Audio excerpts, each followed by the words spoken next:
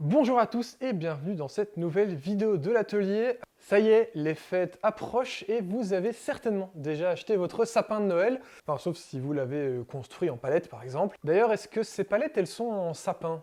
Et d'ailleurs, est-ce que votre sapin de Noël, c'est vraiment un sapin? Le sapin qu'on achète là chez Brico, est-ce que c'est du sapin?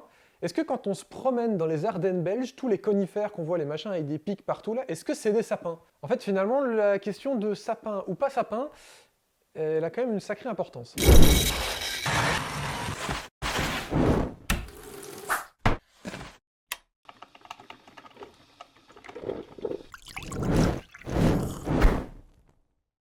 Juste avant votre vidéo, je vous rappelle la sortie de Gueule de Bois, le podcast où on parle de bois et un peu de bière. Tous les premiers lundis du mois, venez y découvrir la filière bois belge avec notre invité. Retrouvez ce podcast sur Spotify, Deezer, Apple Podcast ou directement sur notre chaîne YouTube. Sur ce, je vous souhaite une bonne vidéo. Alors, pin, sapin, conifère, épineux, c'est vraiment pas évident de s'y retrouver. On va essayer dans cette vidéo de trouver la réponse dans cette boîte d'épines. Bon. On va tout reprendre depuis le début, revenons aux bases. Vous savez certainement qu'il existe pour les arbres deux grandes familles, les feuillus et les résineux. D'ailleurs, c'est assez marrant qu'on n'appelle pas ça les feuillus et les épineux, ou les séveux et les résineux. C'est marrant de comparer les feuilles avec le liquide qui coule à l'intérieur et pas l'inverse. Tu vois. Bah toi, c'est résineux, c'est parce que c'est de la résine, feuillu, c'est parce qu'il y a des feuilles, mais du coup, on aurait dû dire feuillu et épineux pour épines et feuilles, ou résineux et séveux pour résine et sève. Les feuillus, en tout cas, vous le savez, eh bien, ils portent des feuilles et ils sont divisés en plein d'essences différentes, chêne, hêtre, érable, etc., etc. Là, je ne vais pas vous faire toute la liste. Eh bien, les résineux, c'est tout pareil, avec leurs belles épines et leurs résines, ils sont aussi divisés en plusieurs espèces. Ils ne sont effectivement pas tous des sapins. Ces fameux résineux sont même d'ailleurs plutôt appelés conifères, puisque ce qui les rassemble, c'est leurs fruits en forme de cône. Puisque la résine n'est même pas une caractéristique commune à tous les conifères. Donc, tous les conifères n'ont pas de la résine, donc on ne peut pas tous les appeler des résineux, puisqu'ils n'ont pas tous de la résine. Donc en vrai, on ne peut pas dire feuillus et résineux, parce que du coup, il nous en manquerait. Vous commencez à comprendre qu'en réalité, cette question, elle est quand même vachement complexe. S'il y a de quoi s'y perdre, donc reprenons un petit peu les familles et allons voir un petit peu ce qu'il y a chez les résineux, un type de famille. Chez les résineux, on a quoi? On a d'abord les sapins, abies en latin, les épicéas, picea en latin, les pins, pinus en latin, et les mélèzes, qui en latin s'appellent larix.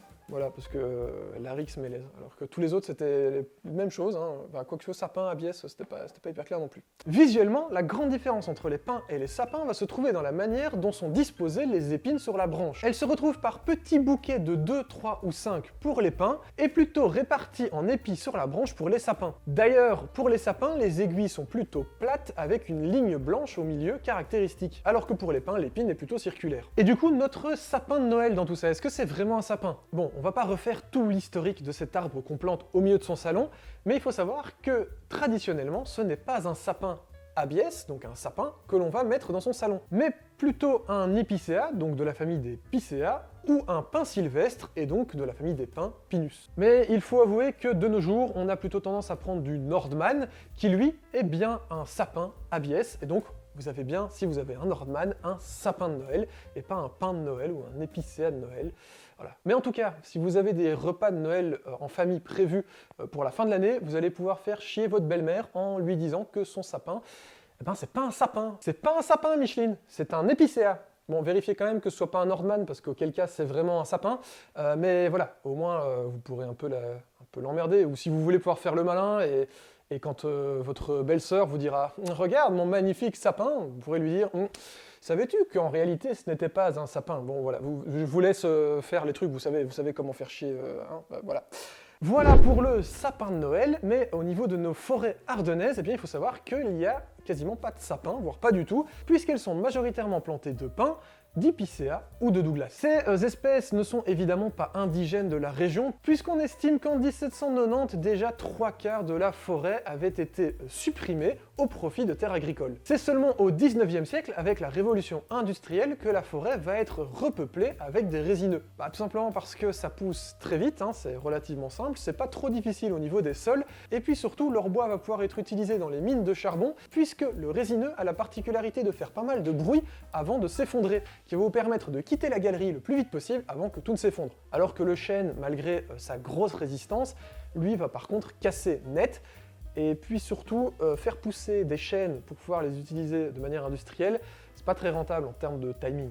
Vous voyez que la pousse d'un chêne, c'est quand même beaucoup plus long que la pousse d'un pin, d'un épicéa ou d'un Douglas. Mais aujourd'hui, dans nos forêts d'Ardennes, eh bien, on arrive à peu près à un équilibre avec 43% de feuillus et 57% de résineux. On l'avait vu dans l'épisode 1 de l'Odyssée du bois. L'épisode est juste là, il y a une réflexion qui est mise maintenant sur le type d'arbre qu'on va planter ou qu'on va laisser pousser dans les forêts ardennaises, puisqu'on s'est rendu compte que la monoculture, que ce soit de Douglas ou de pin sylvestre, eh bien, ce n'était pas très positif, et dès qu'on a des petits champignons, des petits problèmes, et que le climat change, ce qui est quand même en train de se passer, eh bien c'est compliqué de garder uniquement ces espèces-là, et c'est pas forcément celles qui vont enrichir le plus la biodiversité des lieux. Bon, revenons vite fait à nos sapins, ou à nos pins. En tout cas, j'espère que vous aurez un peu vu la différence. Pin, sapin. Ce qui est sûr, c'est que si vous voulez utiliser du résineux local, belge, eh bien, c'est pas du sapin que vous allez utiliser, c'est plutôt du pin. En utilisant du coup bien du Douglas, du pin sylvestre ou du mélèze. Si vous voulez être sûr, vérifiez qu'il y ait un petit écusson bois local. N'hésitez pas à aller sur leur site, le lien est toujours dans la description aussi. Alors, oui, je te vois, toi qui me dis, oui, mais moi, mon sapin, parce qu'on parlait du sapin de Noël tout à l'heure, mon sapin, moi, c'est pas un sapin, moi, je l'ai fait en palette. Eh bien, on peut aussi se poser la question de avec quoi sont faites les palettes, parce qu'on a souvent tendance à dire, on a des palettes en sapin, on va faire des meubles en palette avec du bois de sapin. J'ai fait mes recherches, et il faut savoir que les palettes, eh bien, elles sont faites avec tout et n'importe quoi, puisque l'idée, c'est surtout que ce soit solide. Donc, on a du pin, du sapin, et même du feuillu, puisqu'on peut retrouver des palettes en chêne, sans aucun problème, souvent plutôt d'origine de Pologne. Donc si vous cherchez des palettes, ayez bien l'œil, parce qu'il y a moyen de trouver des petits trucs un peu sympas. Du coup, difficile sur votre palette de savoir si c'est du pin ou du sapin, parce que c'est pas évident de voir la disposition des épines sur la palette. Et puis surtout au niveau couleur, au niveau grain, eh bien pin, sapin, ça se ressemble fort. Le Douglas, vous allez pouvoir vite faire la différence, un peu plus rosé, mais voilà, il y a parfois pin, sapin, on a quelque chose d'assez clair.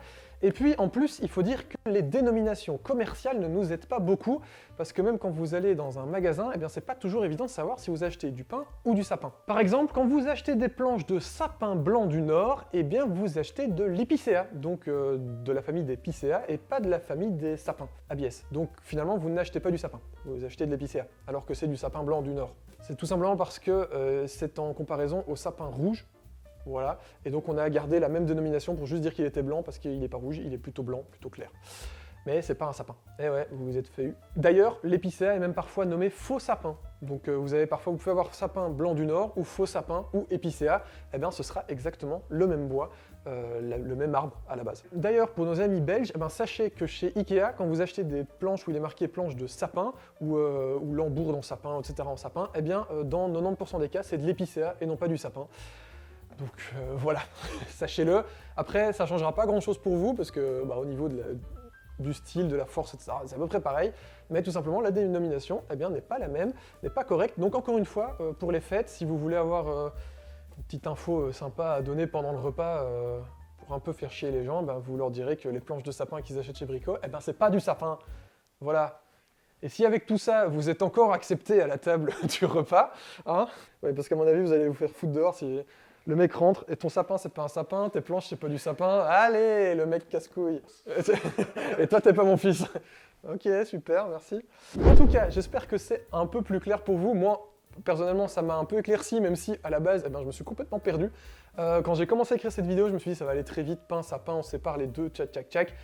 Pas du tout. En fait, il y a beaucoup plus de choses que ça. En plus, dans les dénominations, on a des familles, on a des espèces, on a des sous-espèces. Alors, on a des familles biologiques, puis on a des familles sémantiques, et puis des machins. Enfin, en fait, ça part dans tous les sens. Allez jeter un œil sur une page Wikipédia du Douglas, par exemple. Vous allez voir sur la droite, vous avez une petite colonne avec famille, espèces, etc. Et là, vous avez une chier de trucs, c'est une galère. Mais au moins comme ça, vous avez un peu vu qu'il y a une différence entre pain et sapin et que c'est pas tout sapin ou pas tout pain ou pas tout Douglas, voilà, il y a un peu de tout. En tout cas, avant l'arrivée de la vidéo spéciale Noël, qui devrait normalement arriver ici fin du mois de décembre, je vous souhaite déjà d'excellentes fêtes de Noël, même si pour nous c'est encore l'été. Profitez-en bien avec votre famille, on se retrouve pour la vidéo spéciale Noël normalement ici fin du mois, donc dans 2 semaines. Et sinon, on se retrouve après les vacances de Noël pour la suite de la saison, hein, puisque vous savez que l'atelier suit plutôt le rythme scolaire plutôt que le rythme légal des années, quoi. Donc on se retrouvera donc en 2024, purée ce que ça va vite. Merci à vous de nous avoir déjà suivis pour ce début de saison, j'espère que toutes les vidéos qui sont passées vous ont plu et que les prochaines vous plairont aussi, on a aussi des trucs hyper intéressants qui vont arriver. Et je vous souhaite une bonne année, un joyeux Noël et tchuss les Atelier House.